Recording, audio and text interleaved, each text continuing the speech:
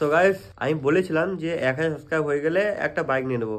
তো আমার একটা ভাই এসছে, বলছে তোমার তো 600 সাবস্ক্রাইব হয়ে গেল আর 400টাই দরকার, এবার খুব তাড়াতাড়ি করে দেবো, 1000 কমপ্লিট করে দেবো। তো তুমি কি বাইক নেবে সেটা বললে না কই। তো আমি এই ভাইকে জিজ্ঞেস করছি কি বাইক নেবো বল। নিনজা স্টোয়ার এই অকাতে ভেতরে বল না। তাহলে একটু স্প্লেন্ডার হলে হচ্ছে বেশ।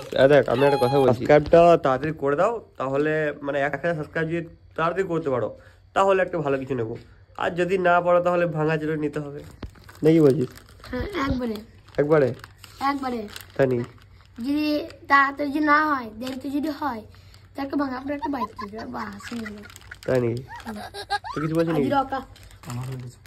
নিলে এই দেখছিস সচল কত ছোট ছেলে কাছে কুকুর গেছে আর মুখ ধরে পালাইছে বেকার। এ ফারহান এই বলছে আইফোন নেবো বলছে, ও বলো অতাদ মেয়ে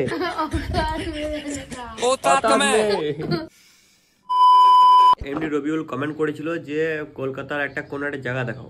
তো সেই দিন তো আমি সেরকম ঘুরে নিয়েছিলাম, কারণ টাইমও পাইনিছিলাম, মানে একটা কাজে গেছিলাম।